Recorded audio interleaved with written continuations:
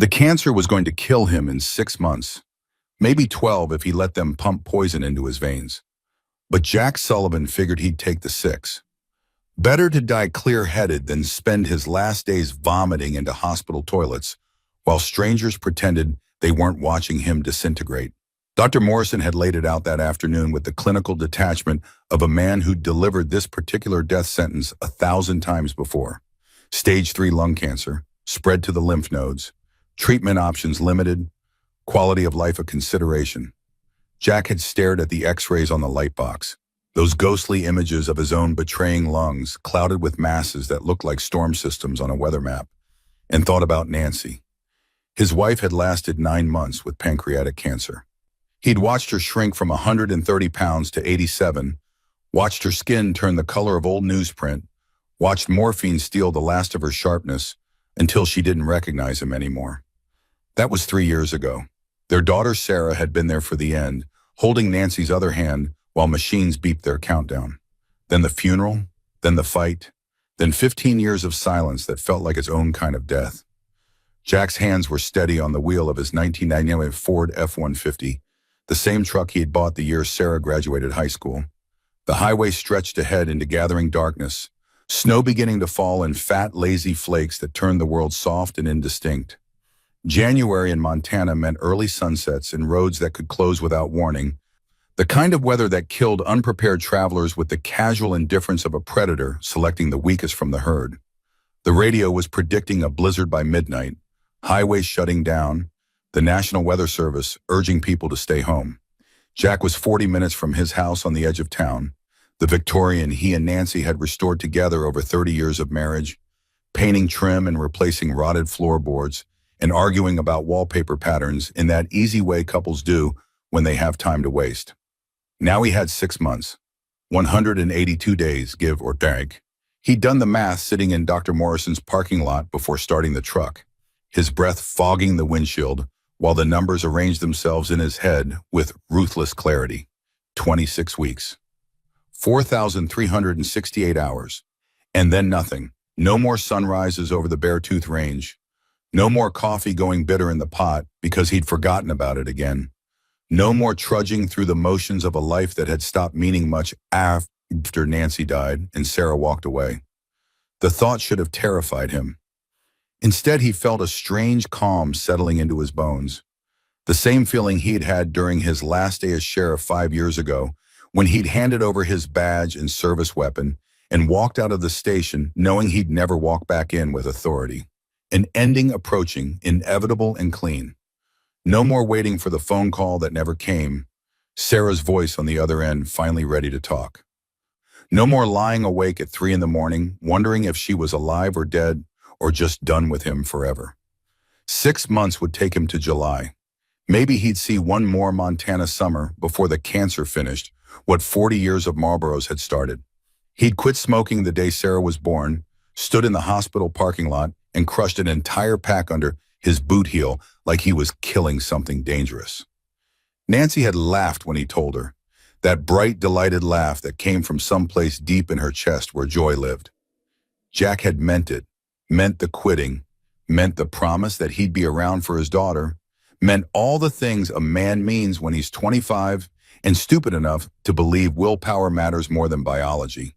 30 years smoke-free, and the damage was already done. Cells mutating in the dark while he served warrants and investigated break-ins and told himself he was building something that mattered. The crying started as a sound he almost dismissed as wind. Highway 47 was empty this time of night, especially with weather turning, and his mind had been elsewhere. Dwelling on the past like an old man, which he supposed he was now, 65 years old with dying lungs and an empty house waiting for him. But the sound came again, cutting through the white noise of snow against windshield and tires on pavement, high and desperate and unmistakably human. A baby's cry, thin and fading, the kind of sound that bypassed thought and went straight to instinct. Jack's foot was on the brake before his brain caught up. The truck slowed, fishtailing slightly on the fresh snow accumulating across asphalt. He cranked down the window and cold slammed into his face hard enough to make his eyes water. The crying was clearer now, coming from somewhere off to the right, maybe 50 yards into the darkness beyond the shoulder. Could be his imagination. Could be the cancer spreading to his brain earlier than expected, making him hear things that weren't there. Dr. Morrison hadn't mentioned hallucinations, but Jack knew enough about dying to understand the body quit in stages, betraying you one system at a time. Except the cry came again. Weaker this time, barely audible over the wind starting to howl as the storm's system moved in with purpose. Jack pulled the truck onto the shoulder and killed the engine. In the sudden silence broken only by ticking metal and howling wind, he sat and listened. Nothing. Then, there. A tiny whale swallowed almost instantly by the storm, but real enough that his hands were already reaching for the door handle. 40 years as sheriff had taught him that isolation played tricks. Night shifts on empty highways could conjure sounds from nothing, tire noise becoming footsteps, wind and power lines becoming voices. He'd learned to trust his gut over his senses, and his gut said someone was out there needing help. Jack grabbed the mag light from under his seat and stepped into the storm. The cold hit like a physical blow. Temperature had to be 15 below before wind chill, and the wind was gusting hard enough to make him stagger. Snow was coming down sideways now, visibility dropping to maybe 20 feet. Jack clicked on the flashlight and swept it across the landscape. Nothing but white and more white. Fence posts emerging from drifts like drowning men reaching for air. The crying had stopped. He waited, fighting the urge to get back in the truck where it was warm, where dying men belonged instead of stumbling around in blizzards chasing phantom sounds. Then he heard it again. Weaker still, barely a whimper, but coming from directly ahead. Jack pushed forward, boots sinking into knee-deep snow with every step. His lungs were already protesting, a tightness in his chest that might have been exertion or the cancer or both. The flashlight beam caught metal, chrome bumper, shattered taillight, the crumpled rear end of a sedan mostly buried in a drift. Jack's training kicked in automatically, assessing the scene even as he struggled through the snow. Single vehicle, off the road by at least 30 feet. Slammed into a concrete barrier that marked some long-abandoned ranch entrance. No skid marks visible in the fresh snow. How long had it been here? The crying was definitely coming from inside the car. Jack reached the passenger side and started clearing snow from the window with his free hand, ice burning against his palm, even through the leather glove. The dome light was on inside, battery still good, and in its weak glow he could see shapes, a car seat and back. Something small and pale wrapped in blankets. Moving, relief hit him hard enough to make his hands shake. The baby was alive. Jack tried the door, locked. He circled to the driver's side, clearing snow as he went, and that's when he saw her. The woman slumped over the deployed airbag, head tilted at an angle that screamed wrong even before he checked for a pulse. Long dark hair matted with frozen blood.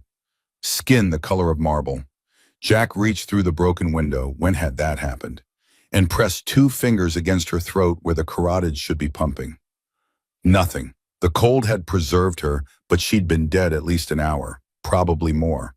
The airbag was stained dark where her face had impacted, and the steering wheel was bent from the force of her body hitting it after the airbag deflated.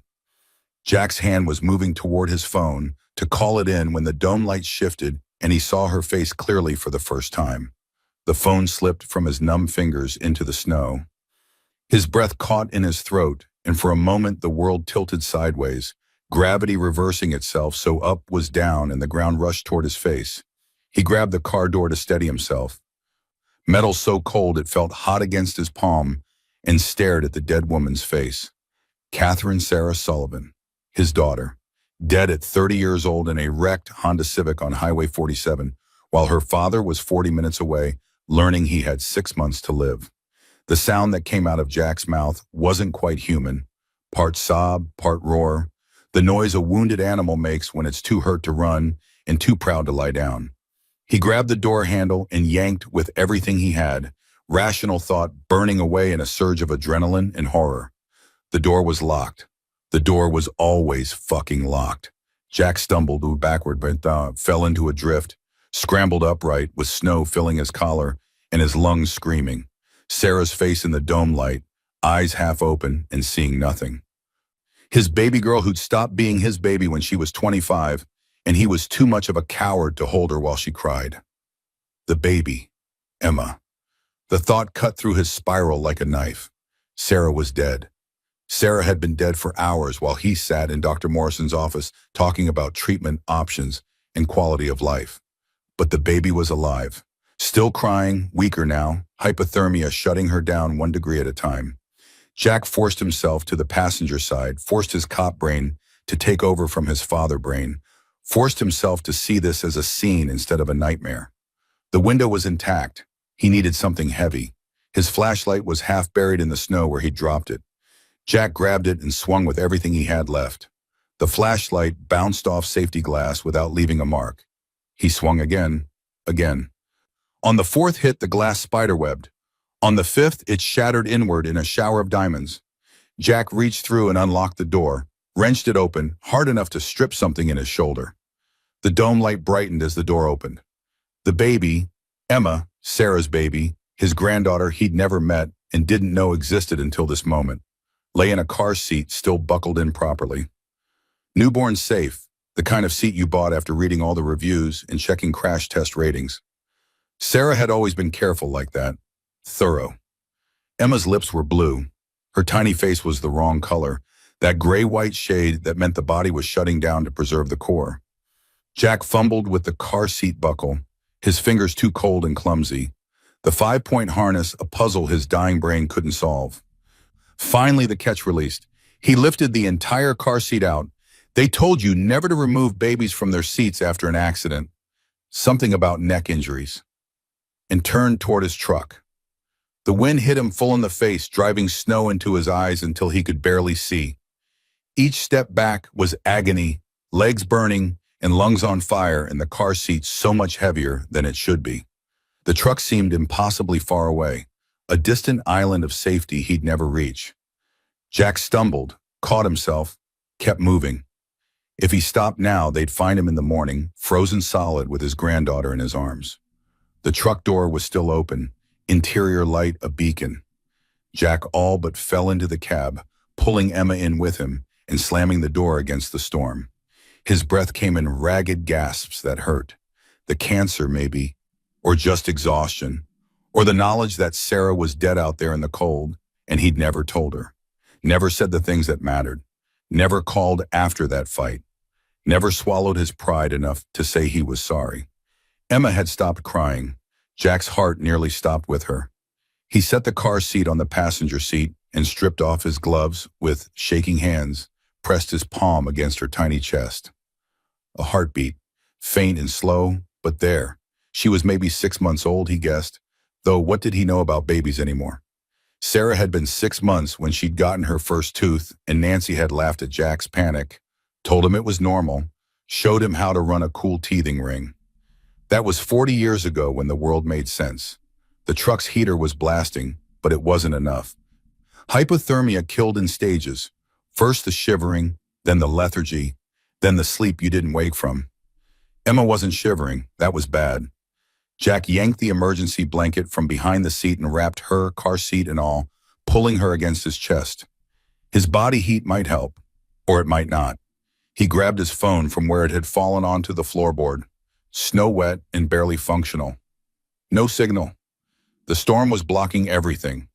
They were alone. Him and his dying granddaughter and Sarah's body slowly freezing in the wreckage. Jack did the only thing he could think of. He started the truck and cranked the heat to maximum, angled the vents toward Emma, and began checking her systematically the way he'd been taught in his first responder training 40 years ago. Airway clear, breathing shallow but regular. Pulse thready. Skin tone. Skin cold but not frozen. He rubbed her tiny hands between his palms, trying to generate warmth through friction. His thermos was still half full of coffee gone lukewarm. Jack soaked a corner of the blanket and let warm liquid drip onto Emma's lips. She didn't respond. The minutes crawled past, marked by his watch and the sound of wind battering the truck. Jack held Emma and rubbed her limbs and talked to her in a low, steady voice. The same voice he'd used with Sarah when she was small and afraid of thunderstorms. Thunder was just clouds bumping into each other, he'd told her. Nothing to be scared of. Sarah had believed him back then, believed her father could protect her from anything, storms and monsters in the dark. Then she grew up and realized he was just a man who didn't know how to say I love you out loud, who showed affection through fixing things and providing and being present without ever really being there. After 20 minutes, Emma's color started to improve. After 30, her eyelids fluttered. After 45, she whimpered, a tiny sound that nearly broke him.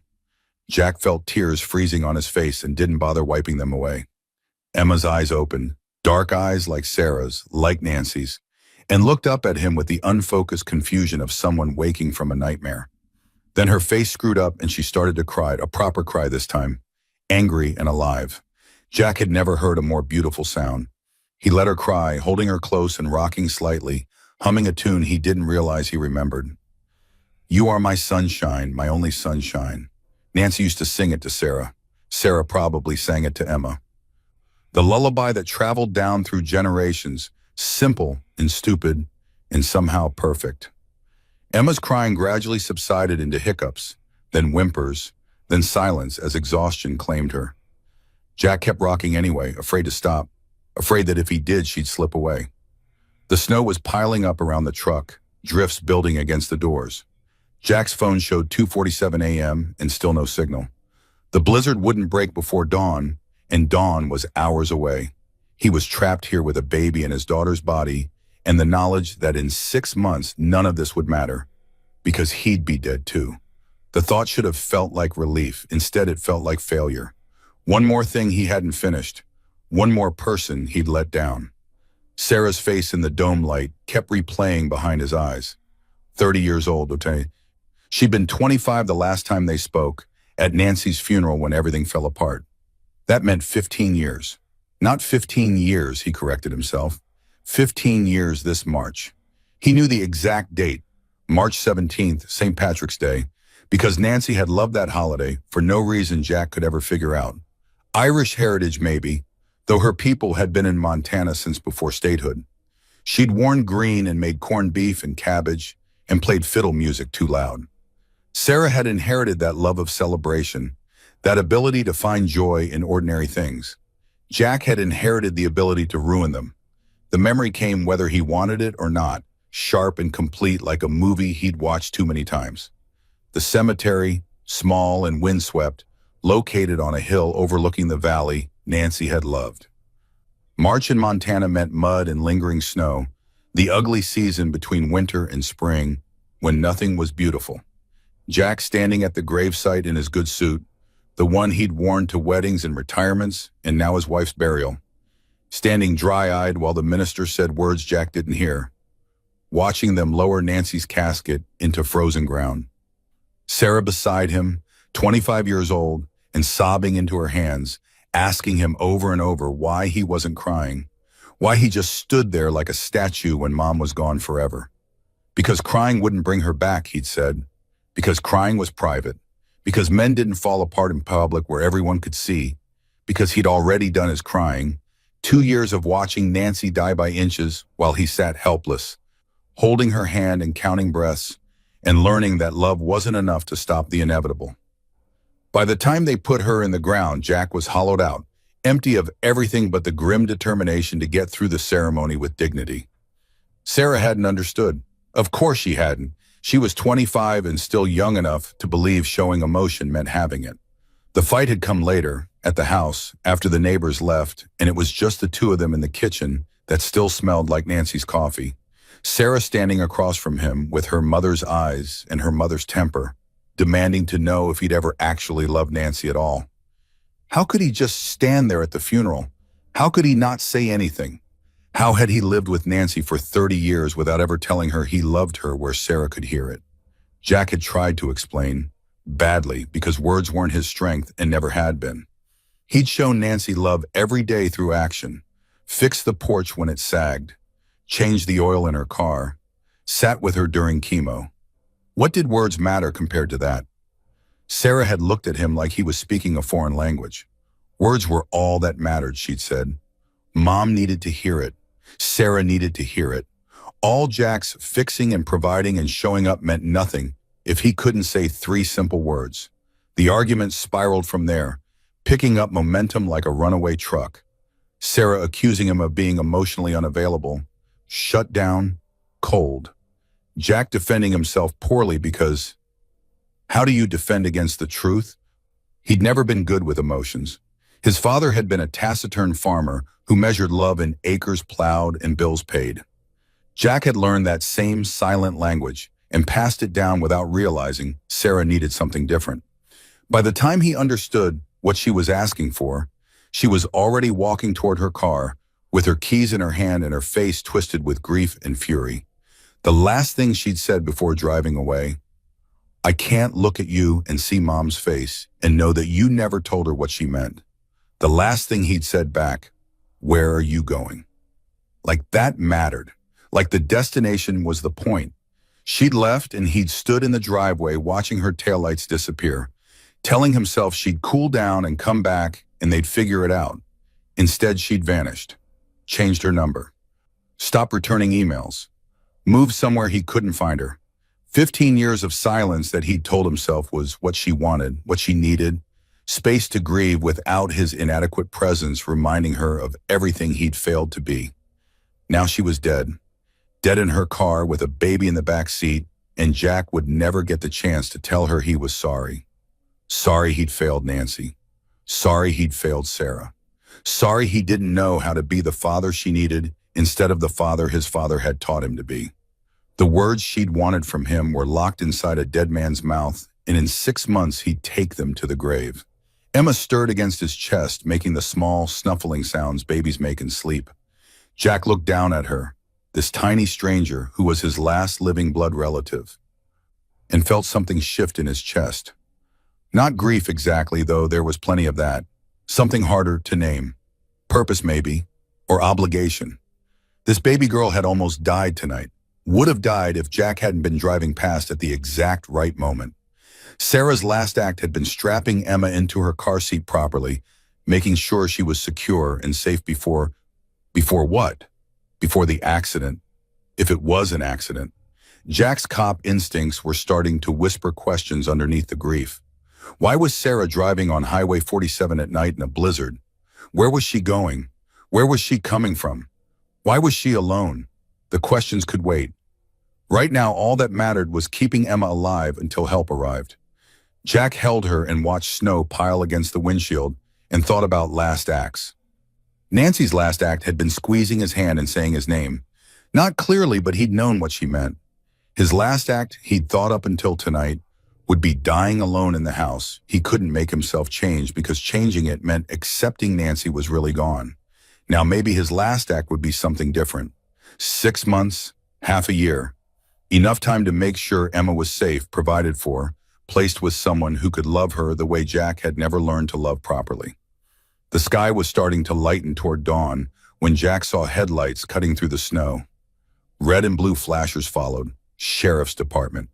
He felt a wash of relief so strong it made him dizzy. Help had arrived. He wouldn't have to watch his granddaughter die in his arms. Whatever happened next, at least he'd done this much. The flashers stopped behind his truck and a figure emerged, bulky in a winter parka. Jack recognized the walk before he saw the face.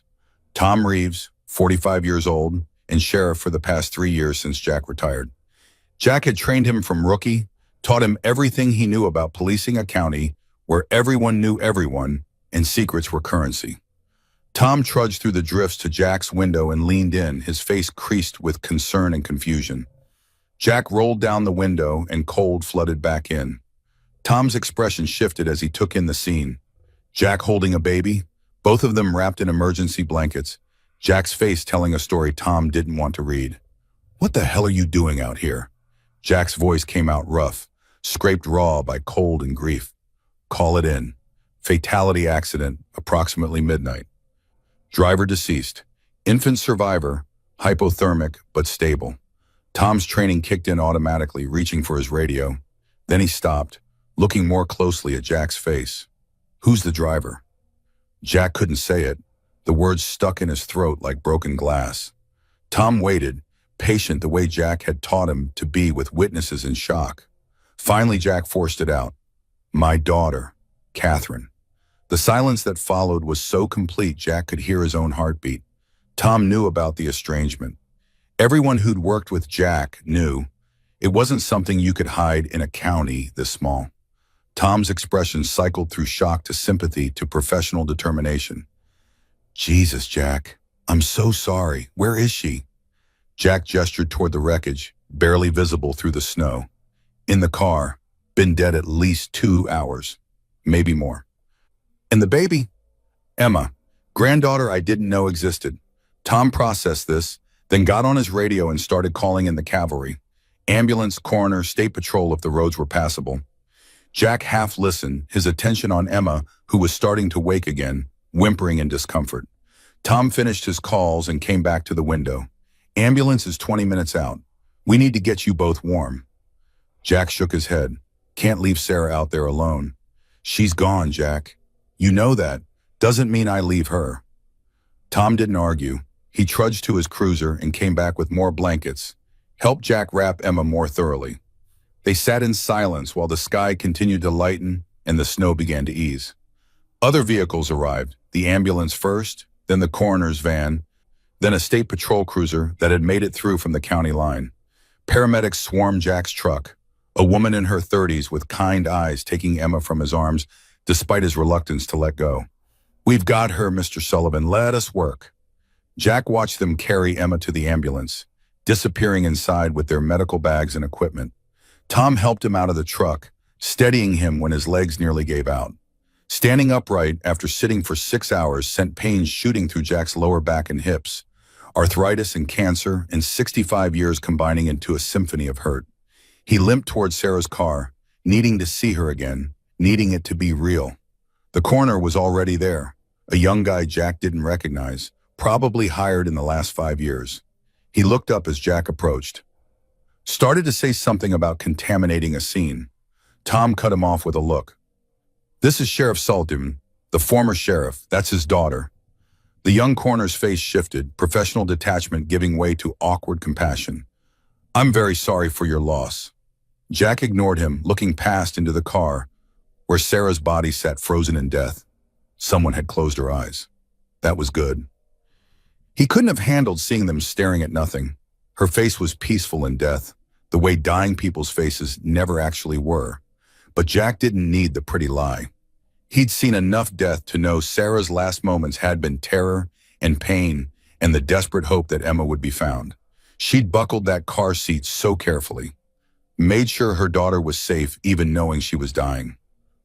The young coroner was saying something about procedures, about needing to transport the body for autopsy, about estimated time of death. Jack wasn't listening. He was looking at Sarah's hands, still gripping the wheel, looking at her hair, the same dark brown Nancy's had been before the cancer took it, looking at her and cataloging all the ways she resembled the girl he'd watched graduate high school and all the ways she'd become a stranger. 15 years was enough time to become a different person. Apparently, it was enough time to become a mother. Tom's hand on his shoulder pulled him back. Jack, we need to let them work. You need to get checked out. You were in that truck all night with no heat. The truck had heat, you know what I mean? Jack let himself be led away, back to Tom's cruiser where he could sit while the professionals did their jobs. The ambulance was already leaving, sirens cutting through the dawn. Emma on her way to County General where they had warming equipment and pediatric specialists and all the things babies needed when they'd nearly frozen to death. Jack should be with her.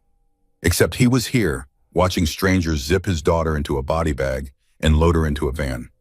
Watching them photograph the scene and measure skid marks and treat Sarah like evidence instead of a person who'd laughed and cried and made all the mistakes young people make when they think they have time to fix them. The questions he'd pushed aside in the night came flooding back. Tom was on his phone coordinating something when Jack grabbed his arm.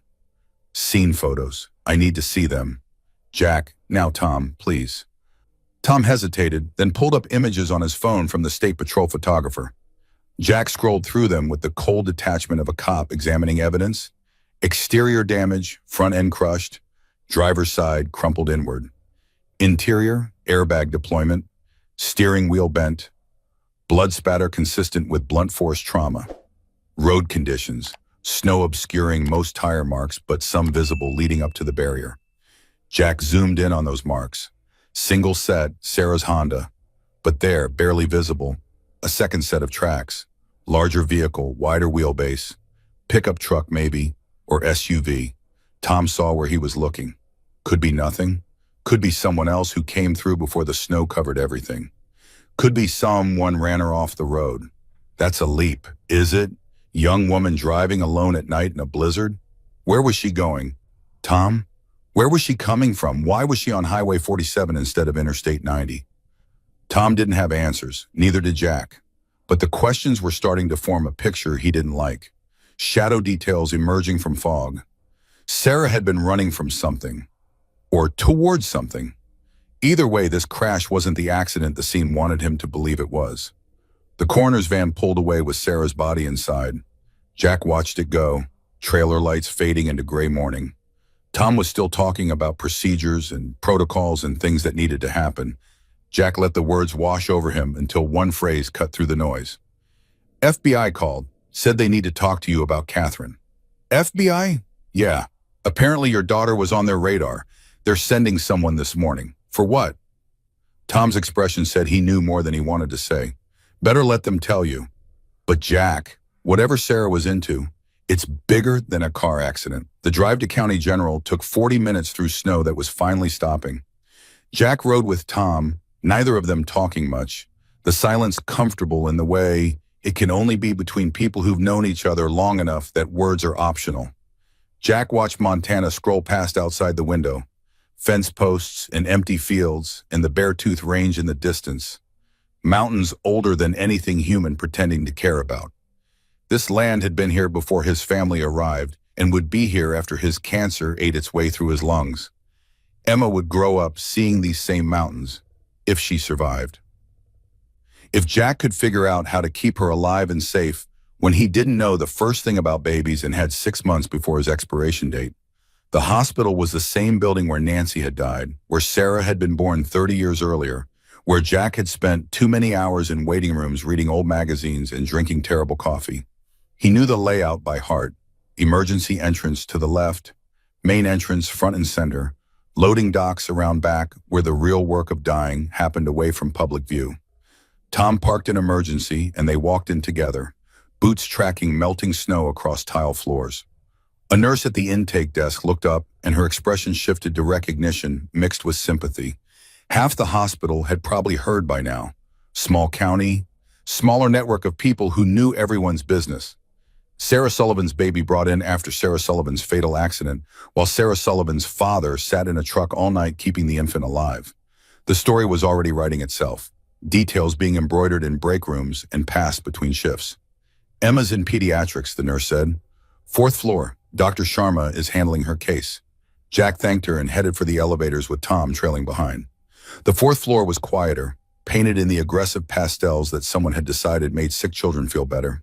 Jack had always hated these colors, aggressively cheerful yellows and pinks that tried too hard. Nancy had liked them, though, said they were hopeful.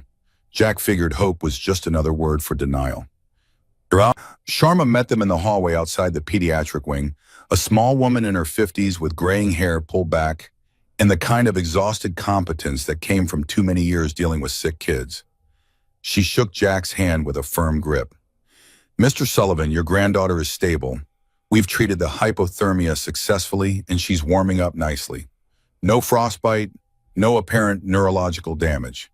She was very lucky. Lucky. The word sat wrong.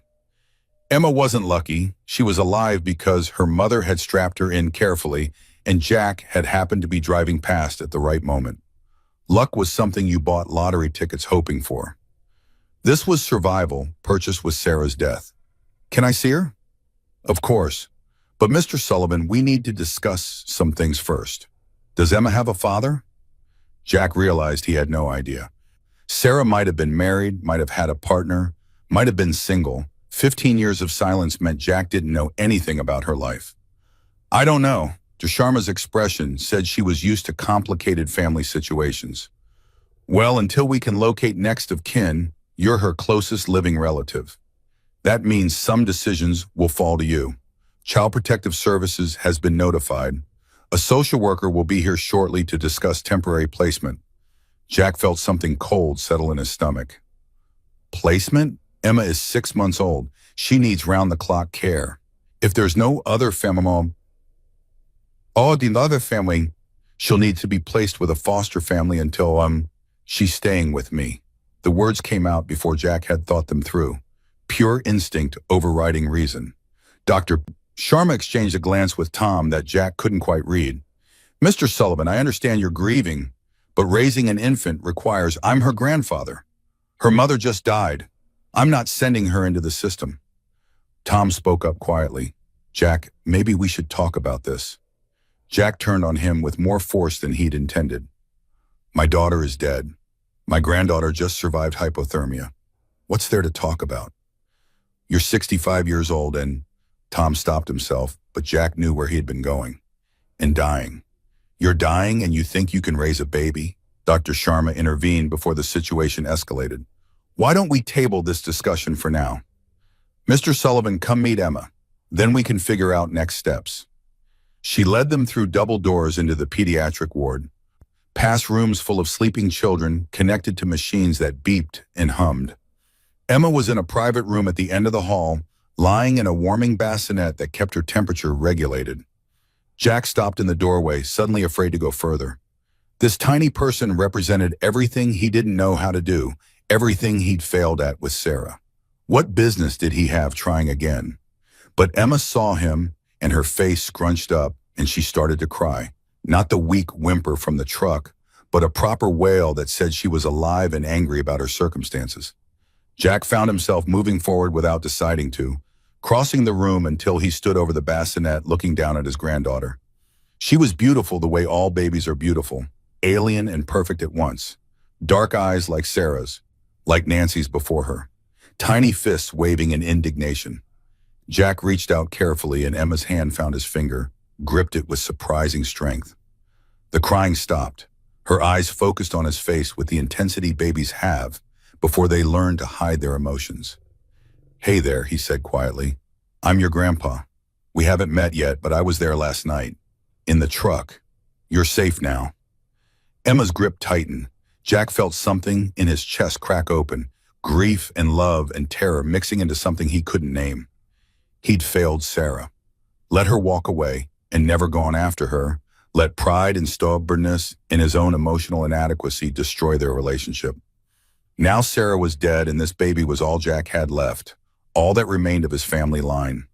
Emma Nancy Sullivan, named for his wife without him knowing, carrying their legacy forward into a world Jack was about to leave. 6 months. He had 6 months to figure out how to keep her safe, to make sure she landed somewhere good when he died. 6 months to do what he should have done with Sarah. Show up, stay present, love out loud in ways that couldn't be misunderstood. The task felt impossible. Jack had never been good at the soft things, the gentle things. His hands were rough from 40 years of hard work, and his heart was rougher from 65 years of life in Montana, where tenderness was a luxury men couldn't afford. But Emma was looking at him with total trust, complete faith that this stranger would protect her, because babies didn't know yet that people fail each other. Jack made a decision. Maybe his last good decision, maybe the only one that mattered. I'll do it, he said to Dr. Sharma without looking away from Emma. I'll take care of her, however long I've got. Mr. Sullivan, Jack cut her off. I know I'm old, I know I'm not ideal, but she's mine and I'm keeping her. We'll figure out the rest. Dr. Sharma looked at Tom, who shrugged. Jack Sullivan was the most stubborn man I ever met, Tom said. When he decides something, arguing is just wasting breath. Then I'll notify Child Services that you're seeking custody, Dr. Sharma said. But Mr. Sullivan, they're going to have questions about your health, your ability to provide care, your living situation. I'll answer them. There's something else. The social worker coming, Mrs. Patterson, she's very thorough. And with your daughter's death being investigated, there will be scrutiny. Investigated how? Dr. Sharma looked uncomfortable. The FBI is here. They've been waiting to talk to you. Something about your daughter being involved with, she paused, choosing words carefully, with people under federal investigation. The The FBI agent waiting in the hospital conference room looked exactly like what Jack expected federal law enforcement to look like. Pressed suit despite the early hour, laptop open on the table, expression carefully neutral in that way people practiced when they delivered bad news for a living. Agent Carlos Rivera introduced himself with a handshake that managed to convey both sympathy and professional distance, the kind of greeting Jack had given 1,000 times to victims' families when he wore a badge. "We need to talk about your daughter's activities over the past 3 years." Jack lowered himself into a chair across the table, every joint in his body screaming protest.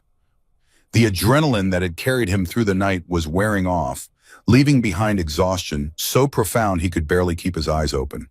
Tom sat beside him, present but silent, backup in case Jack needed it. "I don't know anything about Sarah's activities. We hadn't spoken in 15 years. Rivera opened a folder, slid a photograph across the table. Sarah standing outside an office building Jack didn't recognize, talking to a man in an expensive suit. The photo was surveillance quality, grainy and distant, but clear enough. This was taken 8 months ago in Billings. The man she's speaking with is Victor Volkov. Does that name mean anything to you?" "No, Volkov runs an import-export company called Volkov Enterprises. On paper, it's legitimate, moving freight between Montana, Idaho, and Canada. In reality, it's a front for human trafficking. Young women from Eastern Europe brought across the Canadian border, distributed through what Volkov calls his hospitality network. Strip clubs, massage parlors, escort services. Your daughter was his accountant." The words hit like physical blows. Jack stared at the photograph, trying to reconcile the woman in the image with the daughter he remembered. Sarah had gotten her degree in accounting, he knew that much. Nancy had told him before she died, mentioned it in passing, like maybe the shared information would bridge the gap between Jack and their daughter. Now that degree had led Sarah into the orbit of a human trafficker. She knew what he was doing. Rivera's expression suggested the question was more complicated than Jack wanted it to be. "We think so. The bookkeeping was sophisticated, multiple shell companies and offshore accounts. Someone with basic accounting skills couldn't have managed it. But whether Sarah participated willingly or was coerced, we're not sure." Tom leaned forward. "You're saying she might have been a victim? We're saying the situation was complex. 3 days before she died, Sarah contacted our field office, said she had evidence against Volkov, complete financial records, shipping manifests, communications logs. She wanted witness protection in exchange for testimony. Jack's detective instincts, dormant for 5 years but never gone, started assembling the pieces. Volkov found out she was talking to you." Rivera nodded. "We don't know how. We were careful with the contact, used secure lines, didn't bring her into the office. But somehow Volkov learned she'd flipped. The night she died, she called our duty officer in a panic, said someone had found out, said she was taking her daughter and running. That was 11:47 p.m. Highway Patrol got the accident report at 12:32 a.m. 45 minutes, Jack said. 45 minutes from making that call to dying on Highway 47. Where was she going? We don't know. The location we'd arranged for her pickup was in Bozeman, 70 miles northwest. She was driving southeast when she crashed. Away from safety, toward nothing. Just empty highway. Unless she wasn't running to somewhere, she was running from someone. That's our working theory. Jack thought about the second set of tire tracks at the accident scene. The way Sarah's car had hit the barrier at an angle that suggested evasive maneuvering rather than weather-related skidding. Someone ran her off the road. Rivera's silence was confirmation enough. Jack felt rage building in his chest, hot and clean, burning through the exhaustion and grief. His daughter had been murdered. Not killed in an accident, not lost to random chance, but deliberately run off a highway in a blizzard while trying to protect her baby. The why and who were questions that needed answering. Needed it with the kind of urgency Jack hadn't felt about anything in 5 years. What evidence did Sarah have? That's what we need to find. She mentioned a thumb drive when she called, said she'd hidden it somewhere safe, said we'd know where to look. We searched her apartment in Billings after she died. Nothing. Searched her car at the impound lot. Nothing. Either she was lying about having evidence, or it's somewhere we haven't thought to check. Jack stood, the motion sending pains shooting through his lower back. I need to see her apartment. Mr. Sullivan, now, today. Whatever Sarah had, I'll find it. That's what I do. Did. Whatever.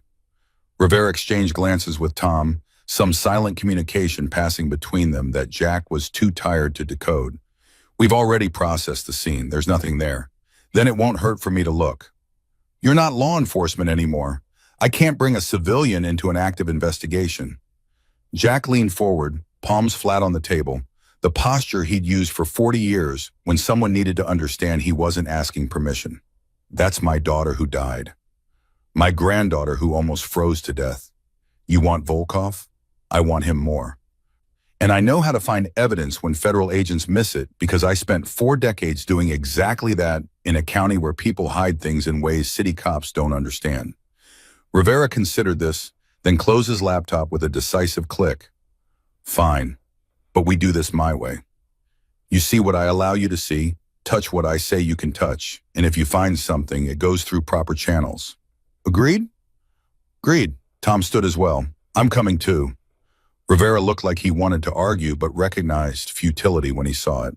Fine, we leave in an hour. Mr. Sullivan, you should get checked out by a doctor first. You were exposed to extreme cold for 6 hours. Hypothermia has delayed effects. I'm fine, you're 65 with... Rivera stopped himself, but Jack knew what he'd been about to say. With cancer, with a death sentence. With no business playing detective when he should be arranging his own affairs. With a granddaughter who needs me, Jack finished. The medical evaluation can wait. The drive to Billings took 2 hours through roads still treacherous with packed snow. Jack rode in Rivera's government SUV, while Tom followed in his sheriff's cruiser, probably planning to tail them the entire way, because that's what good cops did when civilians inserted themselves into federal investigations. Jack spent the drive staring out the window at Montana scrolling past, the same landscape he'd patrolled for decades now, looking foreign and hostile. Somewhere in these mountains and valleys, Viktor Volkov was conducting business as usual, moving his human cargo and counting his money, while Sarah's body lay in a morgue cooling toward room temperature. Rivera made phone calls in the careful language of federal bureaucracy, coordinating with other agents and updating supervisors on the situation. Jack half listened, picking out the relevant details. Volkov had multiple operations across 3 states, over 40 women trafficked in the past 2 years that they knew about, probably more they didn't.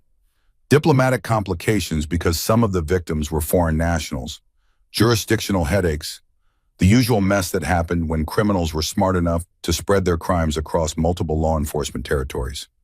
Sarah's apartment was in a modest complex on the outskirts of Billings, the kind of place where people minded their own business and turnover was high enough that neighbors never learned each other's names. Rivera led Jack and Tom to a second-floor unit at the end of a breezeway. Yellow crime scene tape still stretched across the doorframe. Inside, the apartment had the violated feeling of a space thoroughly searched by professionals.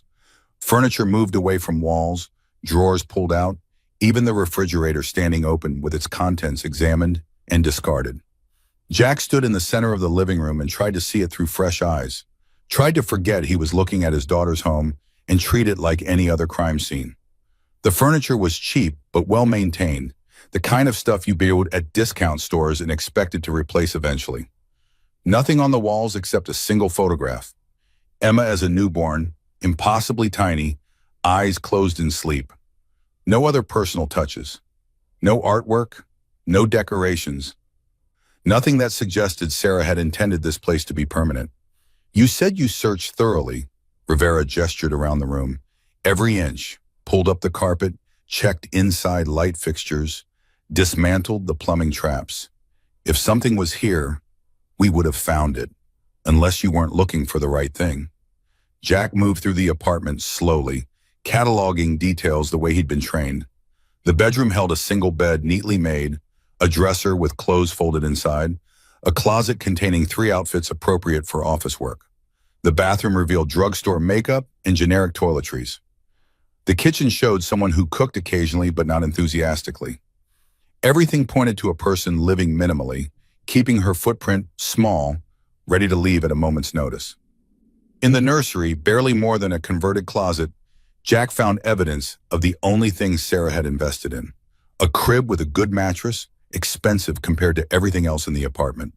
A changing table stocked with premium diapers. Toys that looked carefully selected for developmental appropriateness. Books stacked on a shelf. Titles Jack recognized from reading to Sarah 40 years ago. Here was where Sarah had spent her emotional energy, the one area of life she hadn't kept provisional. Jack picked up one of the books. Where the Wild Things Are, the same copy he'd read to Sarah, or maybe just the same edition. The binding was worn from repeated readings. He flipped through pages and a photograph fell out, landing face up on the floor. Jack bent to retrieve it and his breath caught. The photo showed Sarah pregnant, maybe 7 months along, standing in front of this same bookshelf. But she wasn't alone. A man stood beside her, arm around her shoulders, both of them smiling at the camera. The man was tall, dark-haired, wearing a leather vest over a black t-shirt. On the vest's back, visible because of the angle, was a patch Jack recognized, a crowned skull with iron wings. Iron Oath Motorcycle Club, Montana chapter. Rivera was beside him in 2 strides, taking the photograph with gloved hands. I'll be damned. We knew she had a partner, but we couldn't ID him. Volkov wouldn't talk. His people wouldn't talk. And Sarah didn't mention anyone in her calls to us. Jack stared at the image, this frozen moment of happiness in what had clearly been a complicated and dangerous life. Sarah looked genuinely joyful. The tension visible in her office surveillance photo completely absent. The man beside her looked protective, without being possessive, one hand on her belly where Emma was growing. That's Cole Warren, Tom said quietly from the doorway. They call him Reaper. He's president of the Iron Oath Montana chapter. You know him? Tom nodded. He's been mostly clean since getting out of prison 2 years ago. Manslaughter charge, bar fight that went too far. Served 18 months. Word is he's been trying to go legitimate, keep his club out of the kind of trouble that brings federal attention. Rivera pulled out his phone, photographing the picture. This changes things. If Warren was Emma's father, he has parental rights. We need to locate him and determine his level of involvement in Volkov's operation. Jack felt something cold settle in his stomach. Emma's father was an outlaw biker who might be connected to the man who killed Sarah. The custody situation had just become exponentially more complicated. They moved through the rest of the apartment in silence, Jack's hope of finding evidence fading with each empty drawer and bare surface. Sarah had been smart, too smart to leave a thumb drive somewhere obvious. Too careful to trust that her apartment wouldn't be searched if things went wrong. Whatever she'd hidden, it wasn't here. Back in the living room, Jack sank onto the couch and tried to think like his daughter. She'd known she was in danger, known Volkov might come for her, known she needed insurance. Where would she hide something important? Somewhere FBI wouldn't think to look, but someone who knew her might. Somewhere connected to Emma, because Emma was all that mattered to Sarah in the end. The car seat. Rivera looked up from examining the kitchen cabinets. What? The car seat Emma was in. When I pulled her out, it was buckled in tight, really tight, like Sarah had made absolutely sure it wouldn't move no matter what happened. We examined the car seat at the hospital. It was just a car seat. Was it? Did you take it apart? Rivera pulled out his phone, made a call. Jack listened to one side of the conversation, brief, clipped, ending with Rivera's expression shifting from skepticism to interest. They still have it at County General. We can get there in 2 hours. Then let's go. The drive back was faster, Rivera pushing the SUV hard on cleared highways, while Jack sat in silence, turning possibilities over in his mind. If the evidence was in the car seat, that meant Sarah had prepared for the worst-case scenario. Prepared for dying, prepared for Emma being found by strangers, prepared to leave behind the means to destroy Volkov even if she couldn't testify herself. The thought was simultaneously comforting and heartbreaking. His daughter had been brave enough to gather evidence against a human trafficker, brave enough to risk everything for women she'd never met, brave enough to die trying. County General's basement was where they kept lost and found items from emergency cases, a bureaucratic limbo for belongings waiting to be claimed or disposed of. Emma's car seat sat on a metal shelf between a teenager's skateboard and an elderly woman's walker, looking incongruously cheerful with its bright safety colors and cartoon animal designs. Rivera laid it on an examination table and began the methodical process of taking it apart, removing padding and unscrewing plastic panels while Jack and Tom watched. 20 minutes in, Rivera's expression changed. He'd found something behind the rear padding, secured with duct tape that had been carefully hidden. A waterproof pouch, the kind kayakers use to protect their phones and wallets. Inside the pouch, a thumb drive and a folded letter. Rivera held up the thumb drive with gloved hands. This is it. This is what Sarah died for. Jack reached for the letter, but Rivera intercepted him. Evidence, we need to process everything properly before... Agent Rivera, Jack said quietly, the tone he'd used for 40 years when he needed someone to understand he wasn't making a request. That letter is from my daughter. I haven't spoken to her in 15 years. I watched her die in a wrecked car while her baby was freezing in the back seat. Let me read the goddamn letter, Rivera hesitated, then handed it over. Jack unfolded the paper with shaking hands, Sarah's handwriting swimming in front of his eyes until he blinked away the tears that wanted to come. He'd recognize that writing anywhere. Neat and precise, the way Nancy had taught her, every letter formed carefully. To whoever finds my daughter, if you're reading this, I'm dead, and my daughter Emma is alive because someone cared enough to save her. I don't know who you are. Maybe police, maybe stranger, maybe my father, though I doubt it. He wouldn't have been on that road. He stopped driving at night after Mom died. Too many memories. Jack's vision blurred. Sarah had been wrong about that. Wrong about so much, and now he'd never get to tell her. But whoever you are, thank you. Emma is innocent in all this. Please protect her. My name is Catherine Sullivan. People called me Sarah. I've been working for Volkov Enterprises for 3 years. Didn't know it was front for trafficking until 8 months ago. By then, pregnant with Emma. Victor Volkov said if I tried to leave or talk, he'd kill her. So I stayed, documented everything, made copies. The USB drive in this bag contains banking records, offshore accounts, shipping manifests, routes through Canadian border, client lists, buyers of trafficked women, communication logs, encrypted messages decoded. It's everything FBI needs to destroy Volkov's operation. Jack had to stop reading, had to press his palm against his chest where something sharp was trying to break through his ribs. Sarah had been trapped, threatened, forced to participate in something monstrous because the alternative was losing Emma. And she gathered evidence anyway, risked everything anyway, prepared her own testimony, even knowing it might cost her life. 3 days ago, I contacted FBI, offered to testify in exchange for witness protection. Victor found out. Don't know how. Maybe Mullen FBI. Maybe I was careless. Tonight I'm running, taking Emma to safety, then contacting FBI again from secure location. If you're reading this, I didn't make it. The words on the page started to swim again. Jack forced himself to keep reading, to hear Sarah's voice one last time, even if it was only in writing. Please give this drive to authorities. And please, if my father's alive, tell him I'm sorry. Sorry for walking away after Mom's funeral. Sorry for the cruel things I said. Sorry for not calling, not writing, not trying to heal the rift. I was angry at him for being so closed off, at myself for being just like him, at Mom for dying and leaving us broken. But I understand now. Dad showed love the only way he knew how. Through action, not words.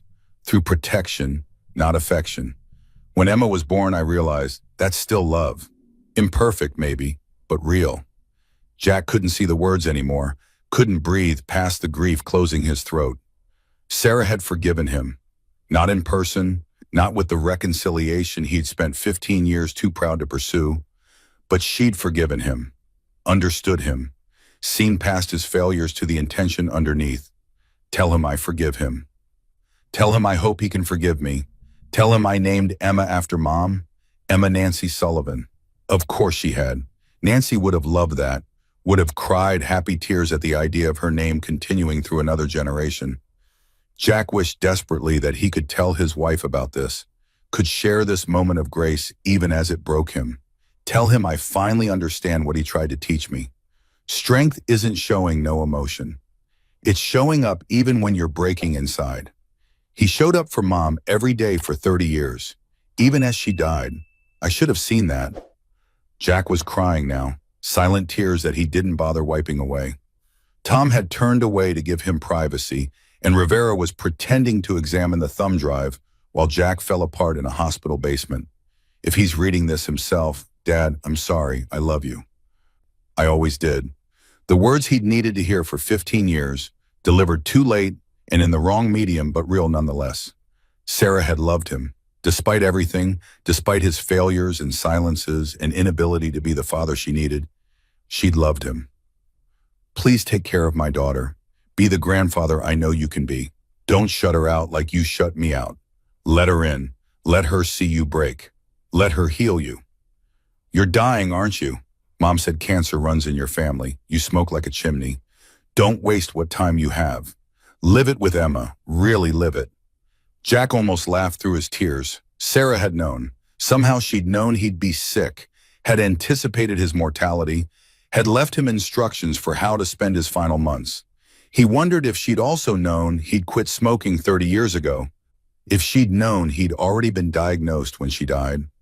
Probably not, but she'd known him well enough to understand that he'd need permission to be vulnerable. Need someone to tell him it was okay to let Emma see past the stoic exterior to the frightened man underneath. Show her who you are. The man Mom loved. The man I loved, even when I was too angry to admit it. Be there. That's all I ask. I love you, Daddy. Sarah Jack folded the letter carefully, creasing it along the lines Sarah had made, and stood with it clutched in his hand. He walked past Rivera and Tom without speaking, through the door and down the hallway until he found a bathroom where he could lock himself in a stall and finally let the grief come. It tore through him like a physical force. 30 years of accumulated silence breaking apart into sobs that hurt his ribs and made his lungs burn. He cried for Sarah, for Nancy, for all the years he'd wasted being too proud and too scared to say simple words. He cried for Emma, who would grow up without her mother. He cried for himself, dying man, who'd been given one last chance to get it right and had no idea if he was capable of doing so. When the storm passed, Jack washed his face with cold water and studied his reflection in the spotted mirror. 65 years old and looking older, weathered skin and gray hair and eyes that had seen too much. The face of a man who'd done his job competently for 4 decades but failed at the things that actually mattered. Nancy used to tell him he was too hard on himself, used to kiss him and say he was exactly the man she needed. Jack had never believed her. Now he had to believe he could be what Emma needed, because Sarah had asked and he owed her at least that much. Back in the examination room, Rivera was on his phone coordinating with his superiors while Tom waited patiently. Jack approached and Rivera ended his call. The thumb drive has everything Sarah claimed. Banking records that lead straight to Volkov, manifests showing routes and schedules, communications that implicate half a dozen other people in his network. We can move on this immediately. Arrest warrants, asset seizures, the works. Sarah's evidence is going to take down the entire operation. Good. Mr. Sullivan, I need that letter. It's part of the chain of custody. Jack looked at the folded paper in his hand, Sarah's last words to him. No, it's evidence. It's a letter from my dead daughter. You've got the thumb drive. That's what matters. The letter stays with me. Rivera started to argue, but Tom intervened. Let him keep it. The thumb drive is what you need for prosecution. Personal correspondence isn't relevant. Rivera clearly disagreed, but recognized when a fight wasn't worth having. Fine. But Mr. Sullivan, you need to understand what happens next. We move on Volkov. He's going to know the evidence came from somewhere. He's going to assume it was in Sarah's possession when she died. He's going to come looking. Let him come. You're not law enforcement anymore. You can't protect yourself, let alone a 6-month-old baby. Watch me. Tom's phone rang. He stepped away to answer it, came back a moment later with an odd expression. Jack, we've got a situation. Someone's at County General asking about Emma. Says he's her father. Cole Warren had cleaned up for the hospital visit. Jeans instead of leathers, a button-down shirt that almost passed for respectable, his long hair tied back. But the tattoos visible on his forearms and the iron oath ring on his right hand gave away his affiliation to anyone who knew what to look for. He stood in the pediatric wing waiting area, deliberately calm, hands loose at his sides in the posture of someone who knew how to fight but wasn't looking for one. Jack approached with Tom and Rivera flanking him, 3 cops, current or former, presenting a unified front. Cole watched them come with eyes that assessed and calculated, the kind of situational awareness that came from years of living one wrong move away from violence. Jack spoke first, keeping his voice level. "You're Cole Warren, not a question." Cole nodded. "You're Jack Sullivan, Sarah's father. How'd you know I'd be here?" "Small county, word travels. Heard about the accident, heard about Emma, figured you'd be wherever she was."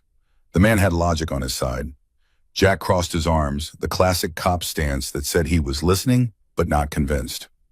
"You're Emma's father." Again, not a question. Cole's jaw tightened. "Yes. Can you prove that?" Cole pulled out his phone, thumbed through photos, held it up.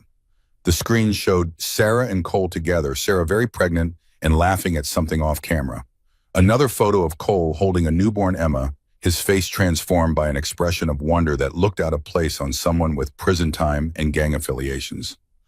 A third photo of all 3 of them, a family portrait taken in Sarah's apartment. "Sarah and I were together 2 years. She got pregnant. I asked her to marry me. She said not yet. Not until she could get clear of Volkov. You knew she was working for a human trafficker." Cole's expression hardened. "I knew she worked for Volkov Enterprises doing books. She told me what it really was 8 months ago, after Emma was born. Said she was scared, said Volkov threatened our daughter, said she couldn't leave without evidence to protect herself. I told her to run. She said running wouldn't fix it, wouldn't save the other women, wouldn't stop Volkov from coming after us eventually. So she gathered evidence instead. Yeah, against my advice. I told her it was too dangerous, told her to let the FBI handle it. She said the FBI couldn't help without proof, and by the time they built a case the traditional way, more women would be hurt." Sarah was, Cole's voice caught slightly. She was stubborn. Once she decided something was right, you couldn't talk her out of it. Jack recognized that stubbornness. He'd passed it down to Sarah through genetics and example. That Sullivan trait of digging in your heels and refusing to bend even when bending was the smart play. "Where were you 3 nights ago?" "Billings, at the clubhouse. 30 witnesses can confirm." Rivera stepped forward, badge visible on his belt. "Mr. Warren, I'm Agent Rivera, FBI. We're investigating your partner's death. We have some questions about your connection to Viktor Volkov." Cole's expression didn't change, but something shifted in his eyes, a wariness settling in. "I don't have a connection to Volkov. Sarah did. I stayed clear because prison already cost me enough time with my daughter. I wasn't risking more." "Did Sarah tell you she contacted the FBI?" "No, she said she was working on something but didn't give details. Said it was safer if I didn't know.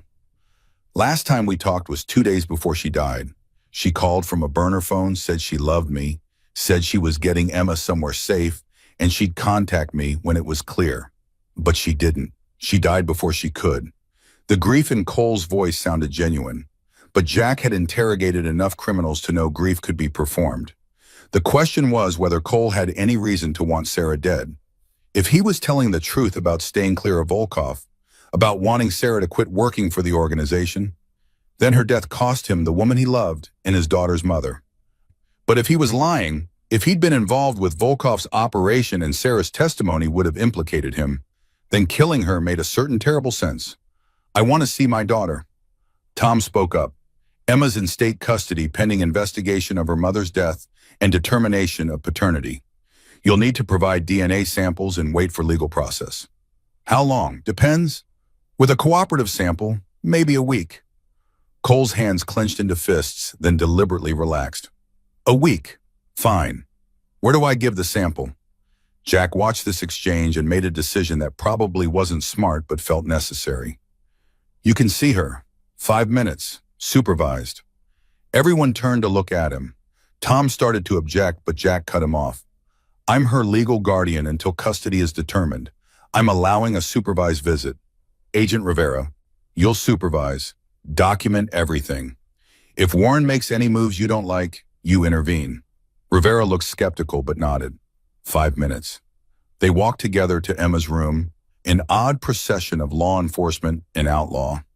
Emma was awake, lying in her warming bassinet and making the small noises babies make when they are working themselves up to a proper cry. Cole stopped in the doorway as if he'd hit an invisible wall, staring at his daughter with naked longing.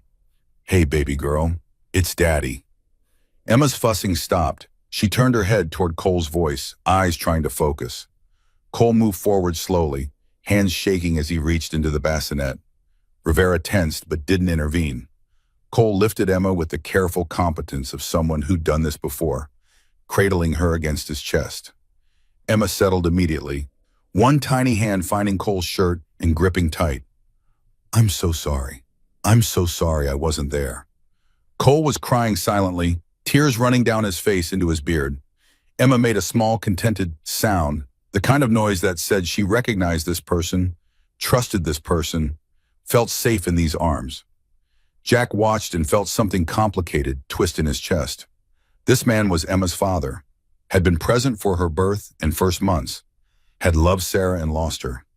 The instinct to protect Emma warred with the recognition that taking her from Cole would be doing to him what the estrangement had done to Jack, removing a child from someone who loved them. But there were questions that needed answering first. Questions about Cole's true relationship with Volkov, about his club's activities, about whether Emma would be safe in the custody of an ex-con biker with gang affiliations. Rivera was watching Cole with the analytical gaze of someone running calculations, weighing evidence, building a case. The 5 minutes passed too quickly. Cole kissed Emma's forehead and handed her back to Jack with obvious reluctance. "Take care of her. I intend to. Sarah trusted you." At the end, she was driving toward your house when she crashed. The information hit Jack like a punch. He stared at Cole. "What?" "Highway 47 heading southeast. Your house is 12 miles past the crash site. She was bringing Emma to you, to her grandfather. That was her plan if everything went wrong. Get Emma to family, someone Volkov wouldn't think to look." Jack felt tears burning again. Sarah had been coming home. After 15 years, after all the silence and distance, she'd been driving through a blizzard to bring her daughter to the father she'd walked away from. Not to reconcile.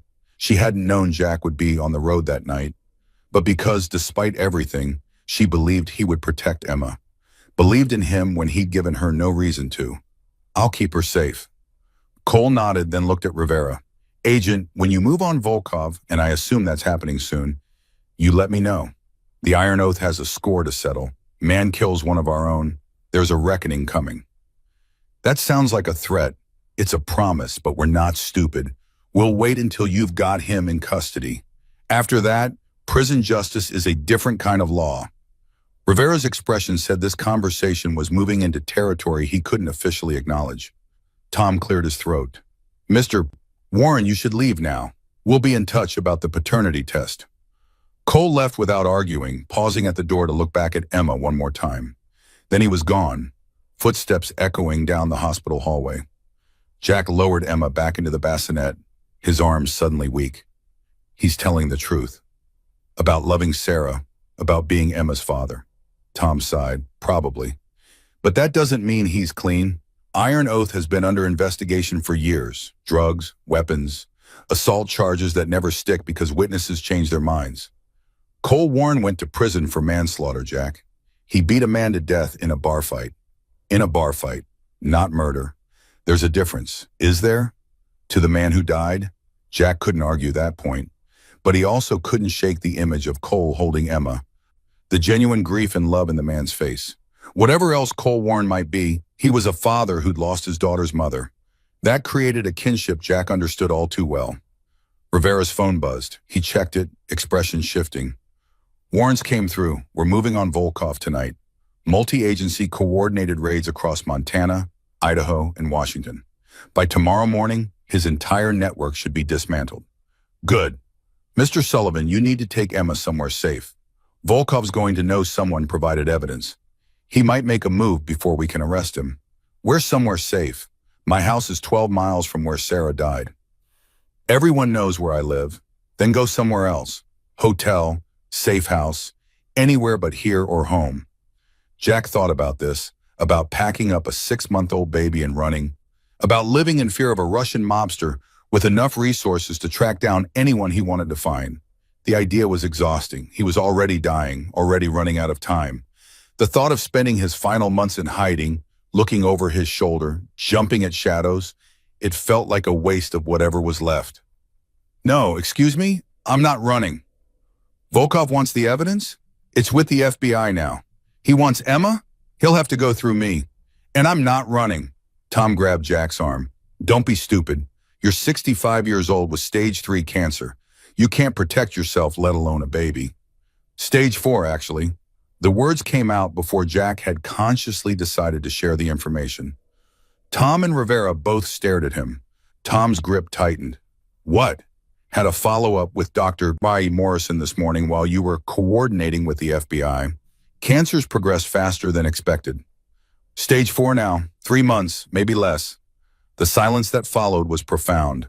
Tom's face had gone pale. Rivera's carefully neutral mask slipping to show genuine shock. Jack pulled his arm free and continued as if discussing the weather. So you'll excuse me if I don't want to spend my last 3 months hiding in a safe house. I'm taking Emma home, setting up proper security. If Volkov comes, I'll handle it. If he doesn't, I spend what time I have left being Emma's grandfather instead of some anonymous old man dying in a hotel room. Jack, my decision, Tom, not yours, not the FBI's, mine. He picked up Emma, wrapping her in blankets against the cold, and walked toward the door. Behind him, Tom and Rivera exchanged looks that Jack didn't need to see to interpret. They thought he was being irrational, reckless, letting grief and anger override common sense. Maybe they were right, but Jack had spent 65 years making the sensible choice, the safe choice, and where had it gotten him? A dead wife and a strange daughter, and 3 months before cancer finished him. For once, he was going to do what felt right instead of what looked smart. The drive home was quiet, Emma sleeping in her car seat while Jack navigated familiar roads. The Sullivan house appeared around a curve, Victorian architecture looking tired in afternoon light. Jack pulled into the driveway and sat for a moment, engine idling, looking at the home he'd shared with Nancy for 3 decades. She'd loved this house, had picked it specifically for the wraparound porch and the turret room she'd turned into a reading nook. After she died, Jack had left everything exactly as she'd arranged it, turning the house into a museum of their life together. Now he was bringing Emma home. Nancy's granddaughter, Sarah's daughter, and the museum would have to become a living space again. Baby-proofing and bottles and diapers and all the chaos that came with infants. The thought was simultaneously terrifying and oddly comforting. The house needed life in it again, needed to remember its purpose. Jack carried Emma inside, laid her carefully on the couch cushions surrounded by pillows so she couldn't roll off, and began the process of transforming his home. The first-floor guest room became Emma's nursery. Jack moved furniture, cleaned surfaces, assembled the borrowed crib that Tom had dropped off earlier. His body protested every motion, arthritis and cancer and exhaustion combining into a symphony of pain, but he pushed through. This needed doing. By evening, the nursery was functional, if not perfect. Crib set up, changing table organized, supplies stocked from a frantic trip to the pharmacy that had left Jack bewildered by the sheer variety of baby products available. How had parenting become so complicated? When Sarah was born, they'd needed diapers and formula and maybe some rattles. Now there were 17 different types of bottles and 40 brands of wipes and elaborate contraptions for everything from warming bottles to sterilizing pacifiers. Emma woke around 6, crying in that escalating way that meant she'd gone from mildly uncomfortable to seriously upset. Jack picked her up, checked her diaper, wet, and attempted his first solo diaper change. 20 frustrating minutes later, he'd succeeded in getting a new diaper on without causing injury, though the tabs were crooked and he'd gone through 4 wipes instead of the 2 the instructions suggested. Emma looked up at him with what might have been amusement or just gas. Okay, diaper done. Now what? Feeding, right, formula. Jack carried Emma to the kitchen and stared at the formula supplies he'd bought, suddenly uncertain. Powder plus water equals food for babies. He understood that much. But ratios? Temperature? Sterilization? The instructions might as well have been written in code. He called Amy, the paramedic who'd helped with Emma's initial rescue. She answered on the second ring. "Mr. Sullivan, is everything okay? I need a crash course in infant care. Specifically, how do I make a bottle without killing my granddaughter?" Amy laughed, not unkindly. "I'll be there in 20 minutes." True to her word, Amy arrived with armfuls of supplies and the kind of patient competence that came from raising 3 kids of her own. She walked Jack through bottle preparation, burping techniques, signs of distress, sleep schedules, and a dozen other things he should have learned 30 years ago but had left to Nancy. Emma took the bottle Amy prepared with enthusiasm, solving at least one immediate problem. "You're going to need help," Amy said as she showed Jack how to properly support Emma's head during feeding. 6-month-olds require constant attention, feeding every 4 hours, diaper changes, developmental activities, and you're dying, I know. I was going to say recovering from a traumatic night, but yes, that too. Jack looked at Emma, drinking her formula with single-minded determination. "I'll manage. No one manages alone.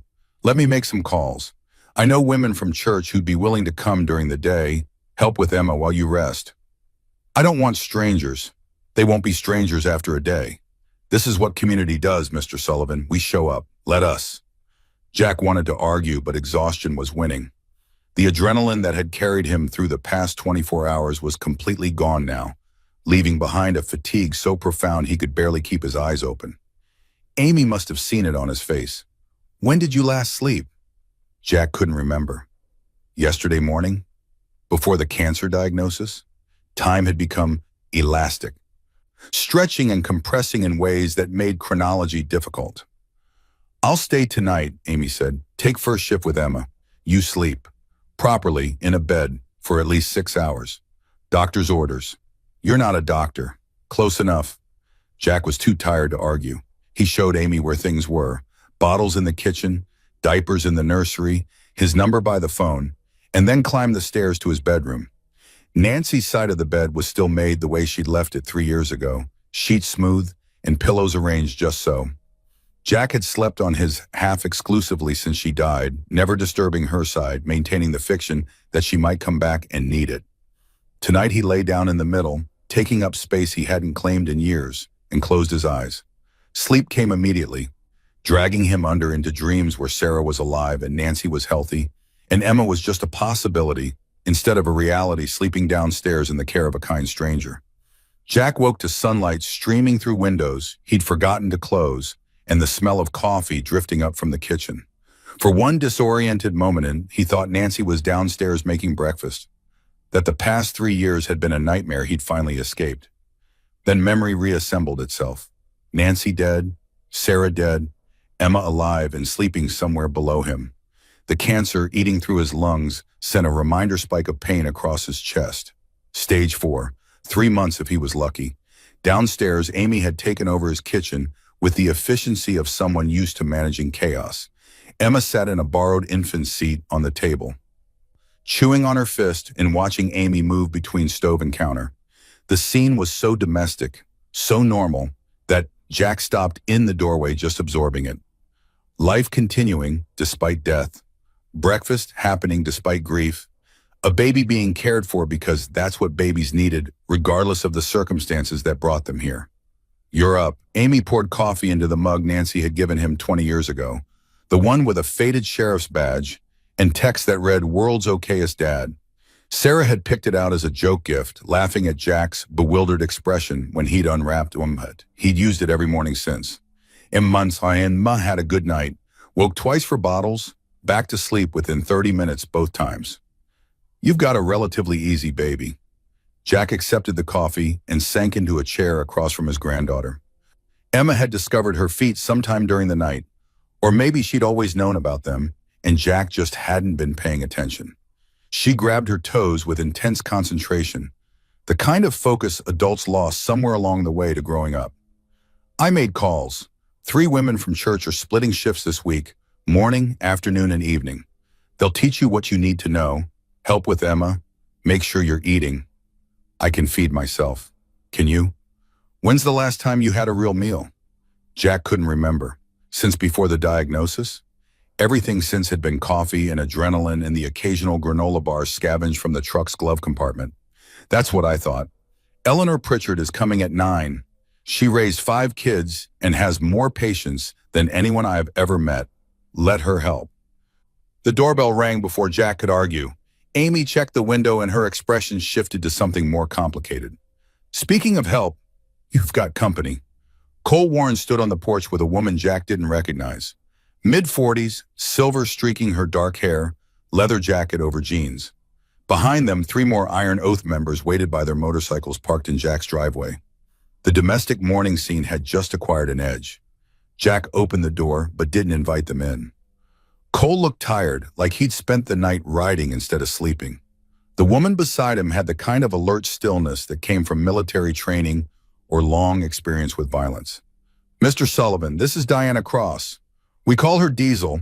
She's road captain for the Montana chapter. Diana extended her hand and Jack shook it automatically. Her grip was firm without being aggressive, the handshake of someone who'd learned to navigate male-dominated spaces by being competent enough that gender became irrelevant. We heard about the FBI raid plans. Volkov's going to know someone talked. He's going to come for Emma. Jack's hand moved instinctively to his hip, where his service weapon used to sit before he remembered he'd retired 5 years ago, and the gun was locked in a safe upstairs. So you can't protect her alone. We're offering help. I don't need help from an outlaw motorcycle gang. Cole's jaw tightened, but Diana spoke before he could.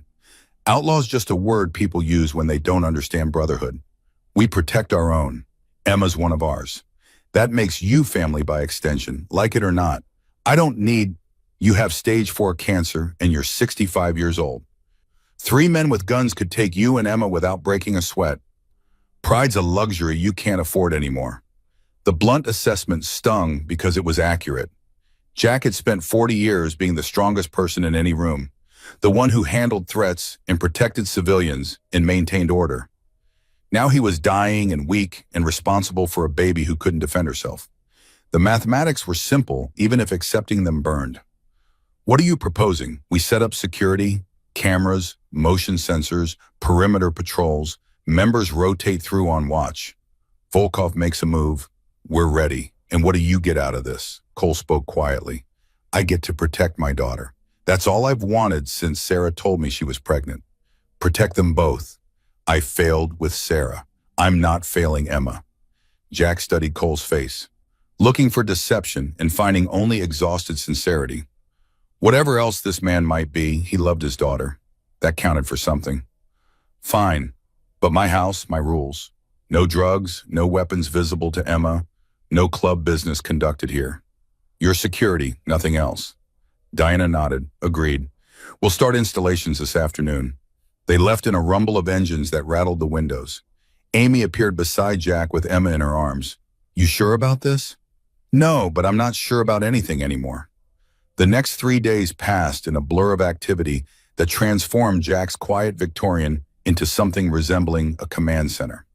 Iron Oath members installed cameras covering every approach to the house, motion sensors in the yard, reinforced the doors with steel core replacements that looked like wood but could withstand a battering ram.